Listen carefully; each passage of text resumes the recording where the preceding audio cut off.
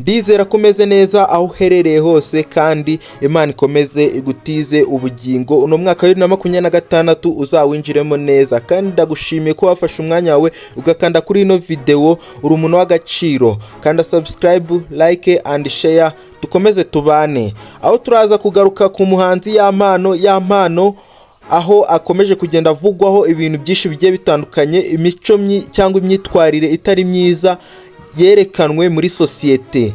Uyu ni umuhanzi yampano, ni umuhanzi mwiza cyane ufite indirimbo nziza cyane zarebwe mu Rwanda ndetse no hanze yarwo. Turaza kumuvugaho byinshi ku byagiye biba aho yagiye yerekanwa cyangwa hacicikana amavideo ye yambaye ubusa ari kumwe n'umukobwa. Ibi byabaye ishuro ya mbere. Ayo mavideo bagiye bavuga ko yagiye asakazwa na Jihadi ndetse n'abandi bari bafatanyije, bakaba bari mu maboko atari yabo bazira gukwirakwiza amashusho y'urukozasoni ya yampano, aho yampano yakomeje kugenda avuga ko atagize uruhare cyangwa ngo ashyigikire cyangwa yemere kuba ayo mavideo yiwe yajya hanze, akaba yaragiye kubarega bakaba ubu ngubu bari mu maboko atari yabo.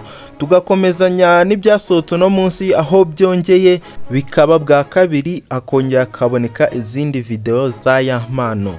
Bafana ba yampano, mwumve ko ikira ikibazo gikomeye cyane, umuhanzi wanyu ari mu mazi abira, kuko baba biri kuvuga ko bafunze abasisoye. Noneho abantu benshi bari kugenda bavuga ati nibafungurwa ahubwo bafunge uzirikodinga, ko uzirikodinga ngo niwe ufite ikibazo, ngo abazipostinze bo nta kibazo bafite.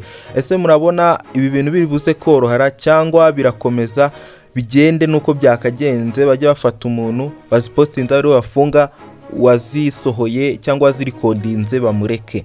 Ibi ni ibintu byakomeje kugenda bivugwa benshi, binatera ubwoba benshi ko yampano ashobora gufunga cyangwa akajya muri gereza, kimwe yuko bataranabimenya cyangwa ngo babe shuwa yabyo yuko ari uzisora cyangwa ari akagambana bashaka gukorana n'abandi bantu. Ariko birakomeza bivugwaho yuko uno muhanzi arebye nabi yagwa mu maboko ataraye.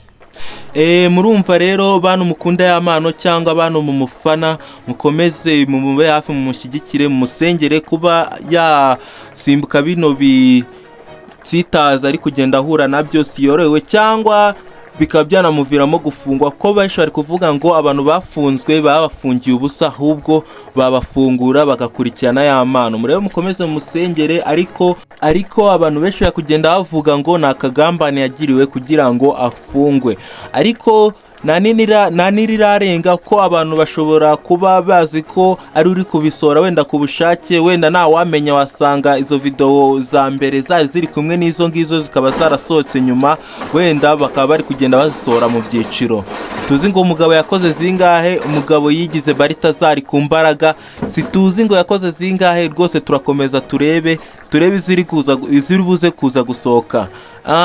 Ni ibintu bigiye bikomeye cyane ku bantu b'abahanzi, ku muntu w'icyamamare ho biroroshye kuba byarebwa n'abantu benshi cyangwa bigakurikizwa n'abantu benshi. Burakomeza musengere kandi Imana ikomeze ibarinde. Twabanye bahita Odimbi, nimba utarakora subscribe wayikora, ugasharinga, ugakanda like. Turabashimiye, Imana ibarinde kandi ibahe umugisha muri uyu mwaka wa 2022 tugiye kwinjiramo. Murakoze, ciao ciao.